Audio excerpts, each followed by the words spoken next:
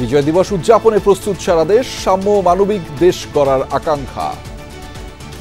এবারে বিজয় দিবস আমাদের জন্য আরও বেশি আনন্দের, কারণ আমরা আরেকটি দ্বিতীয় বিজয় আমরা লাভ করেছি এবছর। আগামীর বাংলাদেশে নতুন করে আর কোনো যেন ৭১-২৪ না হয়।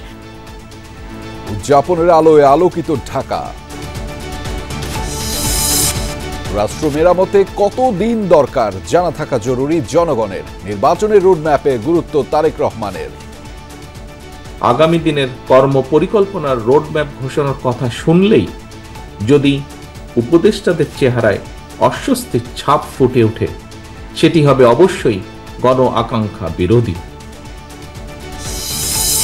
মূল্যস্ফীতি পুষিয়ে নিতে মহার্ঘ ভাতা পাচ্ছেন সরকারি কর্মকর্তা কর্মচারীরা। বর্তমান চাকরিজীবীদের পাশাপাশি পাবেন পেনশনভোগীরাও। প্রধান উপদেষ্টার সঙ্গে পূর্ব তিমুরের প্রেসিডেন্টের বৈঠক। নতুন প্রজন্মের প্রত্যাশাকে সম্মান জানাতে বললেন doctor Yunus. To show your support to us, Bangladesh, and also look forward to build a future together. বাপের কাঁধে ছেলের লাশ সেদিন পৃথিবীটা আমার মাথায় পড়ে গেছিল। নিজের খরচে পড়াশোনা করতে, রাষ্ট্রীয় খরচে পড়াশোনা করতে এই সন্তানকে হারাইছে। সংস্কার কমিশনের কাছে পুলিশের নৃশংসতার বর্ণনা স্বজন হারাদের। প্রাণঘাতী অস্ত্রের ব্যবহার বন্ধে তৈরি হচ্ছে প্রস্তাব। মংডু থেকে আবারও রোহিঙ্গা অনুপ্রবেশের শঙ্কা। হার্ডলাইনে থাকার পরামর্শ বিশ্লেষকদের। জান্তার পাশাপাশি আরাকান আর্মির সাথেও যোগাযোগের চেষ্টা। আরাকান আর্মি এবং নেতৃত্ব দুটোর সঙ্গে যোগাযোগ ডিল করতে হবে। এই অবস্থাতে we should not rush into any decision. We have to very carefully watch this.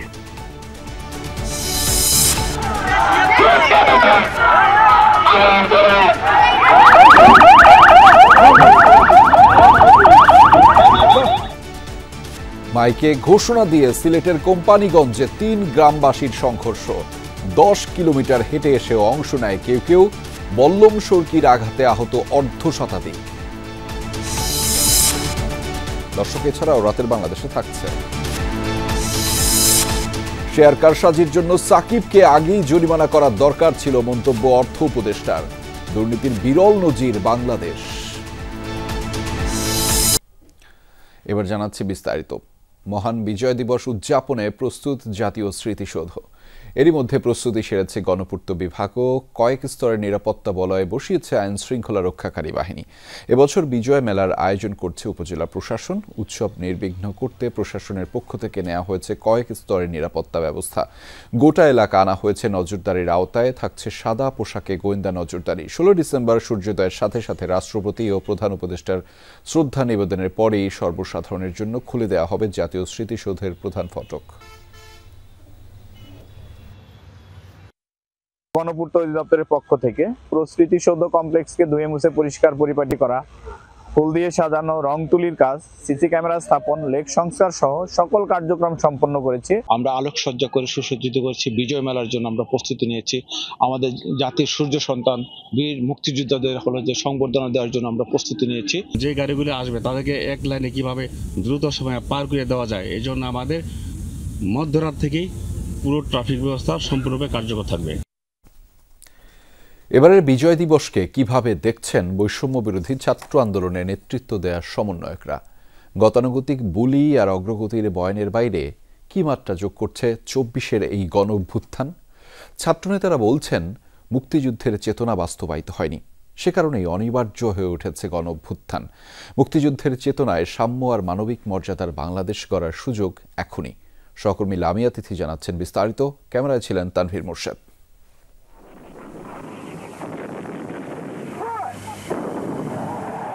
দিনে দিনে জমতে থাকা বৈষম্যের বিরুদ্ধে প্রতিবাদ আর প্রতিরোধ চূড়ান্ত রূপ নেয় ১৯৭১-এ।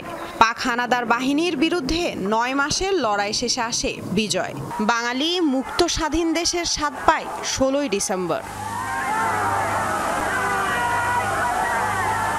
যে স্বপ্ন আর লক্ষ্য ছিল কালো পিচ ঢালা পথ, বুকের লাল রক্তে ভাসিয়েছিল সাহসী সন্তানেরা, তাদের সেই আকাঙ্ক্ষা কি পূরণ করেছে বাংলাদেশ? পাওয়া না পাওয়ার হিসাব আর গণতন্ত্রহীনতা আবারও রাজপথে নামিয়েছে তরুণদের। 16ই ডিসেম্বরের পরে যেই বিজয় আমরা হয়তো সুফলটা আমরা পাইনি, আমরা দেখেছি যে 71-এর পরে আবার বাকশাল হয়েছে। নাহিদ ইসলাম বলছিলেন, স্বাধীনতা অর্জন কেবল কোনো একক দল বা ব্যক্তির কৃতিত্ব নয়। আওয়ামী লীগ মুক্তিযুদ্ধের নামে যা করেছে সেটিকে চেতনা বিক্রি করাই মনে করেন তিনি। আগের সরকার তার যে কোনো দিবস যে কোনো কিছুকে সে দলীয়ভাবে ব্যাখ্যা করতো এবং প্রচার করতো। আমরা সেই কালচার থেকে বের হতে চাই। প্রত্যেকটা দিবসের মর্যাদা আছে, অবশ্যই সেটা আমরা রাষ্ট্রীয় ভাব গম্ভীর্যের সাথেই পালন করা হবে। এবং এবারে বিজয় দিবস আমাদের জন্য আরও বেশি আনন্দের, কারণ আমরা আরেকটি দ্বিতীয় বিজয় আমরা লাভ করেছি এবছর। জুলাই আগস্টের আন্দোলনে শিক্ষার্থীদের সঙ্গে পথে নেমে এসেছিলেন সাধারণ জনগণ, যেমনটি ঘটেছিল মুক্তিযুদ্ধের সময়। আন্দোলনকারীরা বলছেন, এই ঐক্যের কারণেই সুযোগ তৈরি হয়েছে মুক্তিযুদ্ধের চেতনা বাস্তবায়নে।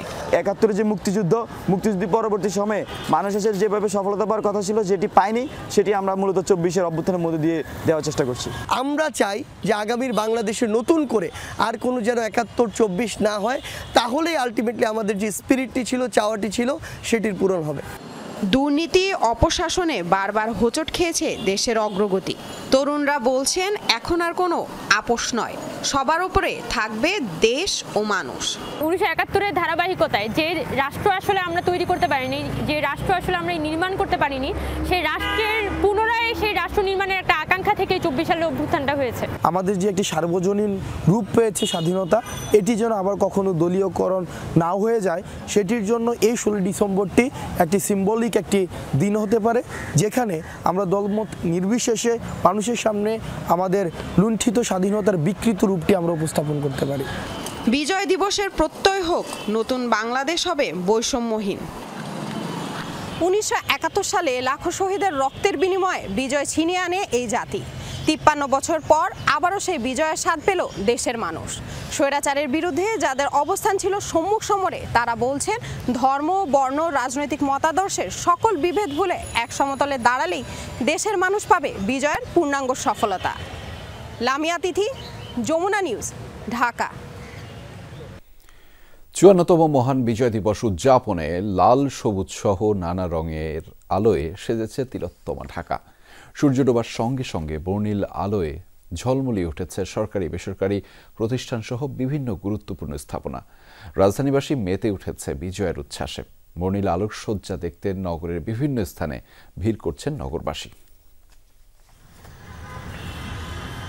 মহান বিজয় দিবস উপলক্ষে রাজধানী জুড়ে যেন আলোর মেলা। সরকারি অফিস, স্কুল, কলেজ, বিশ্ববিদ্যালয় সহ বিভিন্ন স্থাপনায় বর্ণিল আলোয় সেজেছে। লাল সবুজের আলোক ছটায় রঙিন পুরো রাজধানী। বিজয়ের এই রং ছড়িয়ে পড়েছে রাজধানীবাসীর মনেও। তাই তো নগরীর আলোকসজ্জা উপভোগে বেরিয়ে পড়েছে পরিবার পরিজন নিয়ে। আমাদের বিজয় দিবস, এই দিনে আমরা অনেক আনন্দিত থাকি, অনেক জায়গায় ঘুরতে বের হই। দীর্ঘ 9 মাস যুদ্ধের ফলে আমরা 30 লক্ষ শহীদের বিনিময়ে দেশটি পেয়েছি। সেই বিজয় আনন্দটা অনুভব করার জন্য আমরা এই দিনটিতে বের হয়ে থাকি। রাত পোহানোর আগেই বিজয় দিবসের উচ্ছ্বাসে ভাসছে দেশ। এই বিজয় দিবসের মধ্য দিয়ে সব বৈষম্য ঘুচে একটি নতুন সূর্য উদয়ের প্রত্যাশা। দেশটাকে যে আমরা কতটা ভালোবাসি সেটা বোঝা, এটা উপভোগ করার জন্য প্রত্যেকটা মানুষ এরকম বের হয়। আজকে আমরা এই জন্যই বের হয়েছি যে কীভাবে স্থাপনাগুলো সাজানো হয়েছে। এত সুন্দর একটা দিনে এত সুন্দর সাজসজ্জা, ডেকোরেশন, লাইটিং, এটা উপভোগ করতে আমাদের কার না ভাল লাগে। রক্তের লাল আর শ্যামল সবুজ বর্ণের আলোক সজ্জায় ফুটে উঠেছে আমাদের গর্বের পতাকা। আজকে এত সুন্দর করে আমাদের সংসদ ভবনটি সাজানো হয়েছে লাল এবং সবুজ দিয়ে, তো সেটাই উপভোগ করার জন্য এসেছি। বাঙালি হিসেবে এটা আমাদের দায়িত্ব এই দিনটি উদযাপন করা, পালন করা। এটা আমাদের জন্য একটা গর্বের বিষয়। ছাত্র জনতা যে চেতনা নিয়ে গণঅভ্যুত্থানে ঝাঁপিয়ে পড়েছিল, সেই চেতনাকে ধারণ করে আগামীকালের এই বিজয় দিবস আমরা পালন করতে চাই। মতিঝিল থেকে কারওয়ান বাজার আর জাতীয় সংসদ ভবন এলাকা থেকে আগারগাঁও গুরুত্বপূর্ণ সব সড়কেই বর্ণিল আলোক ছটা। রাত পোহালেই মহান বিজয় দিবস, তাই দিনটি উপলক্ষে পুরো নগরীর জাতীয় স্থাপনা সহ গুরুত্বপূর্ণ ভবনগুলো আলোকসজ্জায় সুসজ্জিত। বিজয় দিবসের প্রাক্কালে দেশবাসীর প্রত্যাশা, ধর্ম, বর্ণ, শ্রেণী বৈষম্য ভুলে এই বিজয় হোক সকলের। শামীম রেজা, যমুনা নিউজ, ঢাকা। রোডম্যাপের কথা শুনলেই যদি উপদেষ্টাদের চেহারায় অস্বস্তি দেখা দেয় তা হবে জন আকাঙ্ক্ষা বিরোধী। বরং রাষ্ট্র মেরামতের সরকারের আর কত দিন প্রয়োজন, জনগণের তা জানা প্রয়োজন। এতে গতিশীলতা বাড়বে প্রশাসনে। বিজয় দিবসের আলোচনা সভায় কথা বলেছেন বিএনপির ভারপ্রাপ্ত চেয়ারম্যান তারেক রহমান। বলেছেন, সব অস্পষ্টতা কাটিয়ে সরকারের রোড ম্যাপে যাত্রা শুরু করা উচিত। কাজের মাধ্যমেই তাদেরকে সফল হতে হবে। গৌরব আর বীরত্বের বিজয় দিবস, সেই উপলক্ষে রাজধানীর ইঞ্জিনিয়ারিং ইনস্টিটিউটে বিএনপির আলোচনা সভা। অংশ নেন বিএনপি স্থায়ী কমিটির সদস্য সহ ঢাকা মহানগরীর নেতাকর্মীরা। জনগণের যে অধিকার, ভোটের অধিকার পুনঃপ্রতিষ্ঠার ব্যাপারে অনুষ্ঠানের রোডম্যাপ ইস্যুতে সরকারের ধীর গতি নিয়ে সমালোচনা করেন বিএনপি নেতারা। বলেন, অন্তর্বর্তীকালীন সরকার পদ আর পতাকার ভারে শক্তিশালী। আমাদের কষ্ট হয় যখন পতাকাগুলো শক্তিবান, তারা যখন আমাদেরকে আপনার সংস্কার বিষয়ে শিক্ষা দিতে আসে। এই 31 দফার পরে আর কোনো সংস্কার বাকি থাকে না। তো যখন পতাকা থাকে না, তখন শুধু যে ডন্ডার উপর পতাকা থাকে ওইটা থাকে আর কি, তাই না? তো যেমন আওয়ামী লীগের এখন অবস্থা আর কি, তাই না? এখন তো পদও নাই, পতাকাও নাই, তারাও নাই। আপনি বিএনপি নেতাদের সম্পর্কে যে কেউ কথা বলবেন, একটু চিন্তা করবেন শুধু। ভার্চুয়ালি অনুষ্ঠানে যোগ দিয়ে বিএনপির ভারপ্রাপ্ত চেয়ারম্যান তারেক রহমানও যুক্ত হন সেই সমালোচনায়। রাষ্ট্র মেরামতের জন্য অন্তর্বর্তীকালীন সরকারের আর কত মাস কিংবা কত সময় প্রয়োজন, সেটি জানার অধিকার জনগণের রয়েছে। অন্তর্বর্তীকালীন সরকারের আগামী দিনের কর্ম পরিকল্পনার রোডম্যাপ ঘোষণার কথা শুনলেই যদি উপদেষ্টাদের চেহারায় অস্বস্তির ছাপ ফুটে ওঠে, সেটি হবে অবশ্যই গণ আকাঙ্ক্ষা বিরোধী। সরকার তাদের সকল কার্যক্রমের মাধ্যমে জনগণের কাছে যত বেশি স্বচ্ছ থাকবে, জনগণও সরকারের প্রতি তত বেশি সমর্থনের হাত প্রসারিত রাখবে। মানুষ অন্তর্বর্তীকালীন সরকারকে সফল দেখতে চায় মন্তব্য করে তারেক রহমান বলেন, ফ্যাসিস্ট বা স্বৈরাচার সরকার ঠেকাতে সংবিধান সংশোধনের চাইতে গণতন্ত্র জরুরি। অন্তর্বর্তীকালীন সরকার নিজেরা নিজেদেরকে সফল দেখতে চায় কিনা তা তাদের কার্যক্রমের মাধ্যমেই প্রমাণ করতে হবে। সকল অস্পষ্টতা কাটিয়ে অচিরেই নির্বাচনী রোডম্যাপে যাত্রা শুরু করবে আমাদের এই প্রিয় বাংলাদেশ। নাগরিক জীবনে গণতান্ত্রিক রাজনৈতিক চর্চা গুরুত্বপূর্ণ বলেও উল্লেখ করেন বিএনপির ভারপ্রাপ্ত চেয়ারম্যান। রাষ্ট্রের নাগরিকদেরকে। আরিফিন শাকিল, যমুনা নিউজ, ঢাকা। বেতন বাড়ছে সরকারি কর্মকর্তা কর্মচারীদের। এজন্য সকল সরকারি চাকরিজীবীদের বিশেষ মহার্ঘ ভাতা দেওয়ার সিদ্ধান্ত নিয়েছে অন্তর্বর্তী সরকার। জনপ্রশাসন সচিব জানিয়েছেন, এই নিয়ে গঠিত কমিটি দ্রুতই ভাতার বিষয়ে সুপারিশ করবে। এছাড়া পদোন্নতি বঞ্চিত 764 জন সরকারি কর্মকর্তাকে পদমর্যাদা সহ আর্থিক সুবিধা দেওয়ার সিদ্ধান্ত দ্রুত বাস্তবায়ন করা হবে। এদিকে প্রশাসনে স্বল্প, মধ্য ও দীর্ঘমেয়াদী সংস্কারের সুপারিশ করেছে বিএনপি। দলীয় নয়, প্রশাসনে পেশাদার কর্মকর্তা চায় দলটি। দীর্ঘদিন ধরে নিত্যপণ্যের দাম অনেকটা অসহনীয়, তাই বাজার দরের সাথে সমন্বয় করে সরকারি চাকরিজীবীদের বিশেষ মহার্ঘ ভাতা দিতে যাচ্ছে অন্তর্বর্তী সরকার। প্রধান উপদেষ্টা কার্যালয়ের মুখ্য সচিবকে প্রধান করে এ সংক্রান্ত কমিটি গঠন করা হয়েছে। সেই কমিটির সুপারিশের ভিত্তিতে কত শতাংশ ভাতা দেয়া হবে তা ঠিক করা হবে। জনপ্রশাসন সচিব জানিয়েছেন, নতুন পে স্কেল ঘোষণা করতে দীর্ঘ সময় প্রয়োজন, তাই মহার্ঘ ভাতা দেওয়ার সিদ্ধান্ত। অফিসারের স্কেল আর স্টাফের স্কেল সেম না। এই মহার্ঘ ভাতাতে হয়তো এমন হইতে পারে যে স্টাফদের হয়তো একটু বেশি থাকতে পারে, তার চেয়ে একটু এটা একটা বিষয় থাকতে পারে।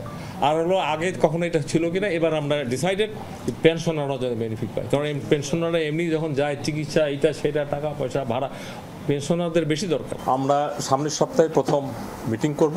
চেষ্টা থাকবে শর্টেস্ট পসিবল টাইমে সরকারকে সাজেশন দেওয়া, ও সরকার সাজেশন দিলে ইমপ্লিমেন্ট করবে। আওয়ামী লীগ সরকারের আমলে পদোন্নতি বঞ্চিত 764 জন পদমর্যাদা সহ সকল আর্থিক সুবিধা পেতে যাচ্ছেন। এই সিদ্ধান্ত দ্রুত বাস্তবায়নে সচিবালয়ে অবস্থান নেন বঞ্চিত কর্মকর্তারা। সচিব দ্রুত প্রজ্ঞাপন জারির আশ্বাস দিয়েছেন। সামাজিক মান মর্যাদা এবং আর্থিক সুবিধা দিয়ে ওনার একটা পদ পদবি দিয়ে একটা জিও হবে। এই জিওর ভিত্তিতে ফাইন্যান্সিয়াল জিওতে তারা এই টাকাগুলো পাবে। তখনই আমাদের এখানে একটা নির্দেশনা দিয়ে পাঠাবে, সাথে সাথে আমাদের করণীয় একজনে দেরি হবে। এর আগে জনপ্রশাসন সচিবের কাছে প্রশাসন সংস্কারের সুপারিশ জমা দেয় বিএনপির প্রতিনিধি দল। নিয়োগ, পদোন্নতি সহ সিদ্ধান্ত বাস্তবায়নে সরকারি কর্মকর্তাদের দলীয় মানসিকতা থেকে বের হওয়ার সুপারিশ দলটির। আমরা কোনো দলীয় লোক চাই না, দ্যাট ইজ মাই পয়েন্ট। প্রশাসনের লোকজন হবে নিরপেক্ষ, সে একটা দল করতেই পারে যেহেতু ইজ এ ভোটার, কিন্তু তার যে লাইকিং বা disliking will not reflect in the office he serves. বিএনপির প্রশাসন সংস্কার প্রস্তাবে জাতীয় নির্বাচনের 3 মাস আগে প্রশাসনকে ঢেলে সাজানো, জেলা প্রশাসক ফিটলিস্ট তৈরি ও আওয়ামী লীগ অনুসারীদের প্রশাসন থেকে দ্রুত অপসারণের সুপারিশ করা হয়েছে। এই ফর ক্লিনজিং মেকানিজম মাধ্যমে এটা ক্লিনজ করে তারপর আপনি সামনে আগাবেন। আলমগীর স্বপন, যমুনা নিউজ, ঢাকা। নতুন প্রজন্ম এবং তাদের সমর্থকদের প্রত্যাশাকে সম্মান জানাতে হবে। তাদের আত্মত্যাগ আর প্রত্যাশাকে সম্মান জানিয়েই গড়তে হবে নতুন বাংলাদেশ। পূর্ব তিমুরের রাষ্ট্রপতির সাথে যৌথ সংবাদ সম্মেলনে কথা বলেছেন প্রধান উপদেষ্টা ডক্টর মোহাম্মদ ইউনূস। এ সময় পূর্ব তিমুরের প্রেসিডেন্ট রামোস হোর্তা বাংলাদেশের প্রতিষ্ঠানগুলোকে তার দেশে বিনিয়োগের জন্য আমন্ত্রণ জানিয়েছেন। তেজগাঁওয়ে প্রধান উপদেষ্টার কার্যালয়ে অন্তর্বর্তী সরকার প্রধান ডক্টর মোহাম্মদ ইউনূস ও পূর্ব তিমুরের রাষ্ট্রপতি রামোস হোর্তার যৌথ সংবাদ সম্মেলন। এ সময় অন্তর্বর্তী সরকার প্রধান বলেন, বিগত সরকারের প্রধানমন্ত্রী পালিয়ে যাওয়ার পর দেশে শূন্যতা তৈরি হয়, তাই গণ অভ্যুত্থানে অংশ নেওয়া ছাত্র জনতার প্রত্যাশাকে সম্মান জানাতে হবে। এর জন্য গড়তে হবে নতুন Bangladesh. Leader of the previous government had to flee from the country, and there was a vacuum in the country.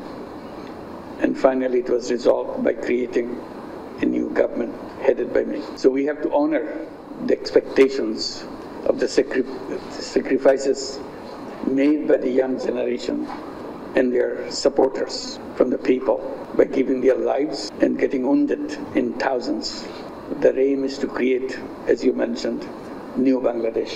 প্রধান উপদেষ্টা বলেন, আন্তর্জাতিক অঙ্গনে বিগত সরকারের প্রতিহিংসা থেকে তাকে বাঁচাতে যারা অবস্থান নিয়েছিলেন তাদের মধ্যে হোর্তা অন্যতম। আসিয়ান সদস্য হিসেবে তিনি রোহিঙ্গা সংকটে বাংলাদেশকে সহায়তা করবেন জানান প্রধান উপদেষ্টা। He was the one who jumped up to sign statements to protect me. And you remember many hundreds of people around the world who signed those statements again and again to protect me from the previous regime's anger against me. East Timor will be part of ASEAN very soon, and His Excellency has assured us as ASEAN member he will try his best to make sure ASEAN supports us in the Rohingya issues to restore Rohingyas back to Myanmar. So we discussed in details about how this can be achieved. এ সময় Ramos Horta বলেন, doctor Mohammad ইউনূসের মতো ব্যক্তির রাষ্ট্র পরিচালনায় আসা বাংলাদেশের জনগণের জন্য সৌভাগ্যের। বাংলাদেশের প্রতিষ্ঠানগুলোকে পূর্ব তিমুরে বিনিয়োগের আমন্ত্রণ জানান president Horta. The only person with such respect in the world that can come to my mind is Mandela, John Kennedy, names that are easily recognizable. Mahatma Gandhi, Fidel Castro, Che Guevara. So Bangladesh are very fortunate to have such an unassuming, humble person leading this. We invite Bangladeshi companies to come and look for Timor-Leste. সম্পদশালী দেশ পূর্ব তিমুরের রাষ্ট্রপতি হিসেবে হোর্তার কূটনৈতিক ও বাণিজ্যিক সহায়তাকে বাংলাদেশ কাজে লাগাতে চায় বলেও জানান প্রধান উপদেষ্টা। তানভীর মৌসুম, যমুনা নিউজ, ঢাকা। রূপপুর পারমাণবিক বিদ্যুৎ কেন্দ্রের 60,000 কোটি টাকা দুর্নীতির অভিযোগ দুদক কেন খতিয়ে দেখেনি সে বিষয়ে জানতে চেয়েছে হাইকোর্ট। রাজনৈতিক দল এনডিএম এর চেয়ারম্যান ববি হাজ্জাজের রিটের প্রেক্ষিতে বিকেলে শুনানি শেষে এই রুল জারি করেন হাইকোর্ট। আগস্ট মাসে শেখ হাসিনা সরকারের পতনের পর রিটটি দায়ের করা হয়। 4 সপ্তাহের মধ্যে হাইকোর্টে রুলের জবাব দিতে হবে দুদককে। গ্লোবাল ডিফেন্স কর্পোরেশন নামে একটি বিদেশি সংবাদ মাধ্যম 17 আগস্ট ও 3 সেপ্টেম্বর ইংরেজি ভাষায় সংবাদ প্রকাশ করে। সেখানে বলা হয়, রাশিয়ার সাথে যৌথ প্রযোজনায় পাবনার রূপপুরে পারমাণবিক বিদ্যুৎ কেন্দ্র নির্মাণ হচ্ছে। সেই প্রকল্প থেকে প্রায় 60,000 কোটি টাকা লোপাট করেছেন সাবেক প্রধানমন্ত্রী শেখ হাসিনা, তাঁর পুত্র সজীব ওয়াজেদ জয় ও শেখ রেহানার কন্যা লন্ডনের এমপি টিউলিপ সিদ্দিক। পরে দেশের বিভিন্ন সংবাদ মাধ্যমেও সংবাদ প্রকাশ হলে রাশিয়া ওই অভিযোগ ভিত্তিহীন বলে দাবি করে। ওই খবরের ভিত্তিতে হাইকোর্টে রিট করেন এনডিএম-এর চেয়ারম্যান ববি হাজ্জাজ। রোববার সেটি আমলে নিয়ে দুদকের নিষ্ক্রিয়তাকে কেন অবৈধ নয় এই মর্মে রুল জারি করেন হাইকোর্ট। সবাই একমত হয়েছেন যে এই বিষয়ে আসলে একটা ইনভেস্টিগেশন প্রয়োজন রয়েছে এবং আমাদের দুদকের লার্নেড লয়ার আমাদের ইনফর্ম করেছেন যে এই আমাদের রিটটি দায়ের করার পরে এই বিষয়ে দুদকে বিভিন্ন ধরনের আলোচনা হয়েছে এবং তারা প্রিলিমিনারি কিছু ইনভেস্টিগেশন ওয়ার্ক অলরেডি করেছেন। সো কোর্ট এখন একটা রুল ইস্যু করেছেন এবং এটি দ্রুত বিচার করা এবং দ্রুত রুলের হিয়ারিং করার একটা সম্ভাবনা রয়েছে। 4 সপ্তাহের মধ্যে দুদককে কারণ দর্শানোর নির্দেশ দিয়েছেন হাইকোর্ট। এটা নিয়ে সেরকম কোনো আমরা এখনো পর্যন্ত উদ্যোগ ইনভেস্টিগেশন বা উদ্যোগ বা ওরকম কিছু আমরা দেখিনি। সো দ্যাট ইজ ওয়াই এই রিটটা করার পর আই থিঙ্ক যে আমরা এক্সপেক্ট করব যে এটার একটা সবার অথরিটির কাছে একটা নিউজ পৌঁছাবে যে এটা নিয়ে আমরা সচেতন। কোর্ট আজকে রুল জারি করার মাধ্যমে এটা নিশ্চিত করলেন যে এটা নিয়ে ফার্দার ইনভেস্টিগেশন ইনশাআল্লাহ হবে। সংবাদপত্রে প্রকাশিত সংবাদের জেরে রিট দায়ের হওয়া ও সে প্রেক্ষিতে দুদকের তদন্ত শুরুর নজির আছে বাংলাদেশে। রূপপুর প্রকল্পের ক্ষেত্রে কি ঘটে তা এখন দেখার বিষয়। নুরনবী সরকার, যমুনা নিউজ, ঢাকা। আওয়ামী লীগের আত্মগোপনে থাকা নেতা, দোসর ও অর্থ সহায়তাকারীদের গ্রেফতারে নতুন করে অভিযান শুরু করেছে সরকার। আইনশৃঙ্খলা সংক্রান্ত উপদেষ্টা কমিটির বৈঠকে এই সিদ্ধান্ত হয়েছে বলে জানিয়েছেন এলজিআরডি উপদেষ্টা। তিনি বলেছেন, নানাভাবে দেশের পরিস্থিতি অস্থিতিশীল করার অপচেষ্টা চলছে। অন্যদিকে স্বরাষ্ট্র উপদেষ্টা বলেছেন, আইনশৃঙ্খলা পরিস্থিতি আরও উন্নত করার নির্দেশ দেওয়া হয়েছে। দেশের আইন শৃঙ্খলা পরিস্থিতি এখনও স্বাভাবিক হয়নি। এর সুযোগ নিয়ে পরিস্থিতি অস্থিতিশীল করার চেষ্টা করা হচ্ছে বলে মনে করে অন্তর্বর্তী সরকার। বিষয়টি নিয়ে আলোচনা হয়েছে আইন শৃঙ্খলা সংক্রান্ত উপদেষ্টা কমিটির বৈঠকে। এলজিআরডি উপদেষ্টার অভিযোগ, বিগত ফ্যাসিস্ট সরকারের আত্মগোপনে থাকা নেতাকর্মী ও দোসররা নানা ষড়যন্ত্র করছে। এর সাথে জড়িতদের বিরুদ্ধে ব্যবস্থা নিতে গ্রেফতার অভিযান জোরদার করার সিদ্ধান্ত হয়েছে। বিগত ফ্যাসিস্ট সরকার যারা বাইরে আছেন এবং এখনও নানাভাবে বিভিন্ন গোষ্ঠীকে উস্কানি দেওয়ার চেষ্টা করছেন, বিভিন্ন জায়গায় ফান্ডিং করছেন এবং মিছিল করার চেষ্টা করছেন। আপনারা দেখেছেন গতকালকেও কয়েকজনকে অ্যারেস্ট করা হয়েছে। যাদের নামে মামলা আছে, সুস্পষ্ট অভিযোগ আছে, তাদেরকে গ্রেফতার করা হবে।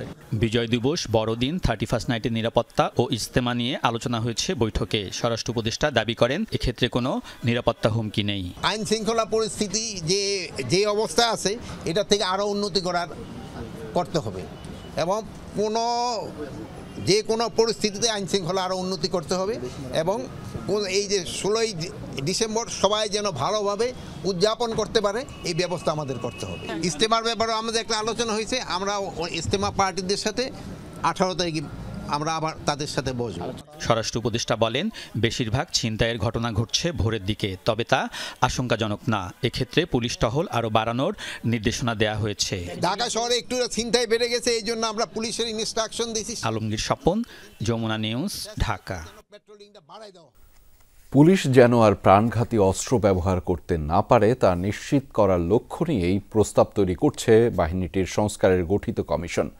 অস্ত্র ব্যবহারের নীতির ক্ষেত্রে যুক্তরাষ্ট্র নয়, ইউরোপের বিভিন্ন দেশের মডেল অনুসরণ করা হবে বলেও জানিয়েছেন কমিশন প্রধান সফররাজ হোসেন। সকালে পুলিশ সংস্কার বিষয়ে আয়োজিত মতবিনিময় সভায় প্রিয়জন হারানো মানুষের কথায় উঠে আসে বাহিনীটির নৃশংসতার চিত্র।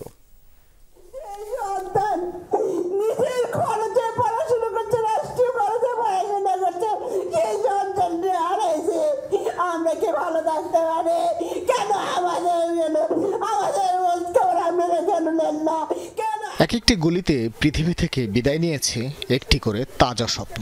সেই স্বপ্নের সারথীরা আজও বয়ে বেড়াচ্ছেন প্রিয় মানুষের স্মৃতি। আমার ছেলের ছবিটা দেখেন কি সুন্দর ছিল, বাপের কাঁধে ছেলের লাশ, সেদিন পৃথিবীটা আমার মাথায় পড়ে গেছিল। অস্ত্র হাতে পুলিশ কতটুকু নৃশংস হতে পারে তার প্রমাণ পাওয়া যায় স্বজনহারাদের কথায়। কারো সন্তান হারিয়েছে বৈষম্য বিরোধী আন্দোলনে, ভিন্ন রাজনৈতিক আদর্শের কারণে কারো বা খোঁজ নেই গত 10 বছর ধরে। 15 বছর ধরে পুলিশের হাতে নির্যাতিত পরিবারের সদস্যরা পুলিশ সংস্কার কমিশনের বৈঠকে তুলে ধরেন তাদের অসহায়ত্ব। আমার ভাই চিকিৎসা পায় নাই, বলতেছে বাপির তো কোনো চিকিৎসা চলবে না, সে তো কলেজের আসামি। আপনাদের জনগণের রক্ষক, কেমন রক্ষক আপনারা? আপনাদের কাছে আপনার অনুরোধ থাকলো, আমরা অতীতের খারাপ কিছু বলতে শুনতে চাই না, এখন আমাদেরকে যত তাড়াতাড়ি পারে আমাদের সন্তানের হুলিং দেন। আমার ছেলে 10টা বন্ধু নিয়ে সেদিন আসছিল, 9 জন ফিরে গেছে, আমার ছেলে ফিরে আসে নাই। এক রিস্টাওয়ালা বাবারা আমার ছেলের দেহটারে রিস্টার মধ্যে ঝুলায়া কত হাসপাতালে দৌড়াইছে, চিকিৎসা করে নাই। ভুক্তভোগীরা জানান, গুম অথবা নির্যাতনের ঘটনার পর উল্টো পুলিশের পক্ষ থেকেই তাদের উপর চালানো হয়েছে নিপীড়ন। পুলিশ যাতে আর কোনো দিনই রাজনৈতিকভাবে ব্যবহার না হয় সে ব্যবস্থা নিশ্চিতে একমত হন উপস্থিত সকলেই। পুলিশ আর ঘুষ এই শব্দ দুটো পৃথক করার দাবিও জানানো হয় বৈঠকে।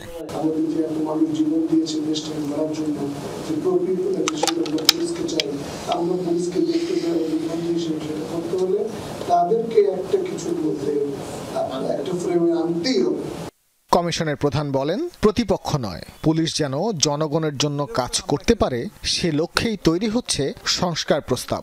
আগ্নেয়াস্ত্রের ব্যবহারটা মিনিমাম যাতে হয়, অর্থাৎ অন্য জিনিস আমরা ব্যবহার করতে চাচ্ছি উন্নত দেশে যেরকম করা হয় আর কি, মানে ইউরোপের উন্নত দেশ বলতে আমেরিকার কথা না, ইউরোপের বিভিন্ন দেশে বা ইংল্যান্ডে যে ধরনের অস্ত্র ব্যবহার করা হয় সেই ধরনের একটা আমরা জন্য সুপারিশ করছি।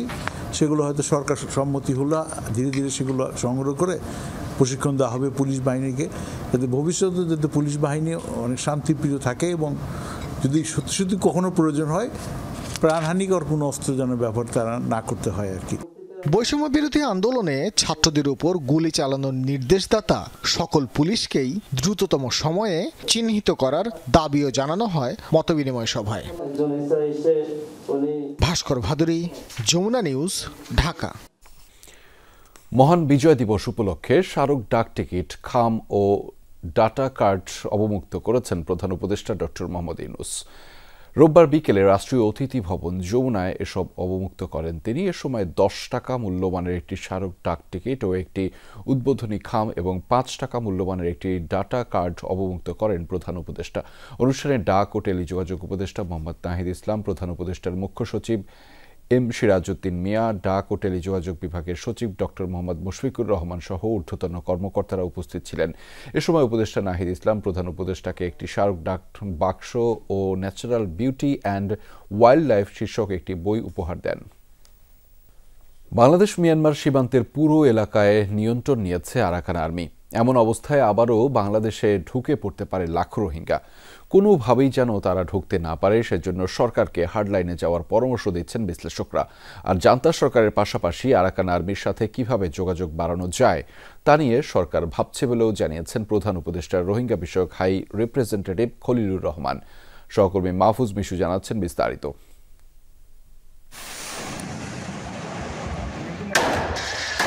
গেল সপ্তাহ থেকে রাখাইনের গুরুত্বপূর্ণ শহর মংডুর নিয়ন্ত্রণ আরাকান আর্মির হাতে। টানা বছর খানেকের লড়াইয়ের পর শহরটির দখল নেয় এই বিদ্রোহী গোষ্ঠী। দেশটির সীমান্তরক্ষী বাহিনী বিজিপির সবচেয়ে গুরুত্বপূর্ণ ঘাঁটিটিও এখন বিদ্রোহীদের কবজায়। এর ফলে বাংলাদেশ মিয়ানমার সীমান্তের প্রায় 270 কিলোমিটার এলাকার নিয়ন্ত্রণও হারিয়েছে জান্তা সরকার। এরই মধ্যে এক জেনারেল সহ বেশ কয়েকজন উচ্চপদস্থ সেনা কর্মকর্তাকে বন্দী ও সেনাঘাঁটির ভেতরে অনেক মরদেহ পড়ে থাকারও খবর বেরিয়েছে। পশ্চিম রাখাইনে এই অস্থিরতায় বাংলাদেশ সীমান্তে জড়ো হয়েছে অনেক রোহিঙ্গা। বাংলাদেশের সাথে মিয়ানমার রাষ্ট্রের ওইভাবে সীমান্ত এখন নেই। এখন বাংলাদেশের সাথে সীমান্তটা গণ্য করতে হবে আরাকান এবং বাংলাদেশের সীমান্ত। আরাকানে যেসব রোহিঙ্গা আছে তাদের অনেকে বাংলাদেশের দিকে আশ্রয়ের জন্য আসার শঙ্কা আছে, এই শঙ্কা উড়িয়ে দেওয়া যায় না। সেই জন্য বাংলাদেশের বর্ডার ম্যানেজমেন্ট অ্যালার্ট থাকার ব্যাপার আছে। 37,000 রোহিঙ্গা আরাকান আর্মি জড়ো করে রেখেছে, উদ্দেশ্য একটা বাংলাদেশে পোষণ করা। এই মুহূর্তে বাংলাদেশে উচিত হবে একজনও রোহিঙ্গা যেন প্রবেশ করতে না পারে। দরকার হয় শত শত রোহিঙ্গাকে গুলি করে হত্যা করা। এটার সময়, এটা হলো সময়ের দাবি, কারণ আমরা একটা গরিব দেশ।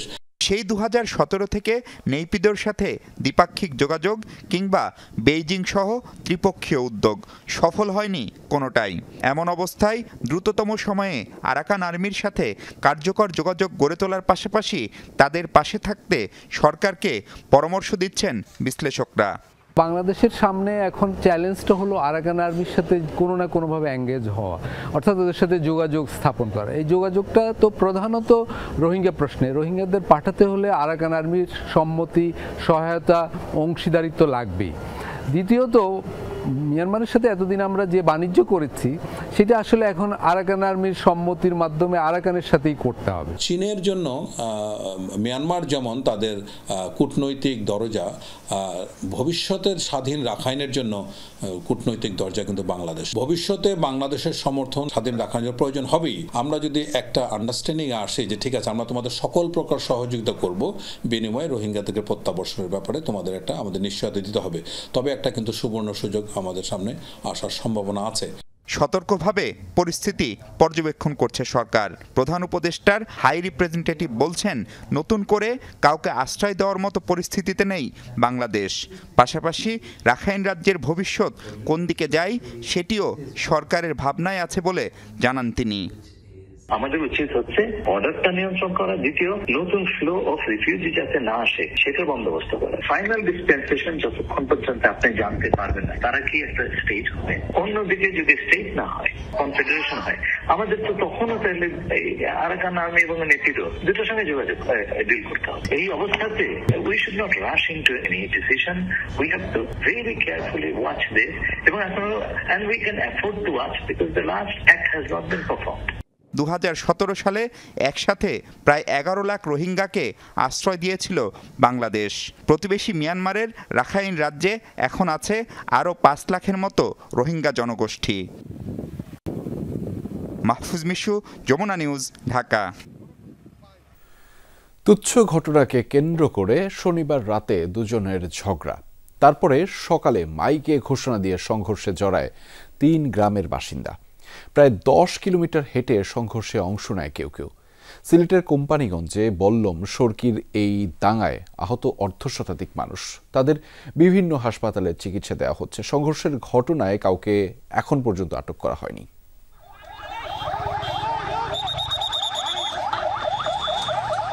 ঘণ্টার পর ঘণ্টা ধাওয়া পাল্টা ধাওয়া, সংঘাত সংঘর্ষে রণক্ষেত্র সিলেটের কোম্পানিগঞ্জ সদর। ঘটনার সূত্রপাত মোবাইল ফোন চার্জ দেওয়াকে কেন্দ্র করে। পুলিশ জানায়, শনিবার সদরে একটি দোকানে এ নিয়ে কথা কাটাকাটি হয় দুজনের, পরে তা হাতাহাতিতে রূপ নেয়। রোববার সকালে মাইকে ঘোষণা দিয়ে সংঘর্ষে জড়ায় সদর, বর্ণি ও কাঁঠালবাড়ি গ্রামের লোকজন। তারা 2 ভাগে বিভক্ত হয়ে পরস্পরের উপর হামলা চালাতে থাকে। প্রায় 2 ঘণ্টা ধরে চলা এই সংঘর্ষে ভাঙচুর করা হয় দোকানপাট। পরিস্থিতি নিয়ন্ত্রণে রাবার বুলেট ও টিয়ার শেল ছোড়ে পুলিশ, তাতেও দমানো যায়নি দাঙ্গাকারীদের। গতকালকে আমরা বিবাদমান দুই পক্ষকে নিয়ে বসে শান্তিপূর্ণ সমাধান করেছিলাম। তারা কথাও দিয়েছিল যে আর কোনো সমস্যা হবে না, কিন্তু আজকে সকাল থেকে আবার দুই পক্ষের মানুষ বিভিন্ন ধরনের জিনিসপত্রের যে টেটা, তারপরে ইট পাথর, এগুলো নিয়ে তারা আসলে জড়ো হয়। তখন আমরা তাদেরকে নিবৃত্ত করার চেষ্টা করি।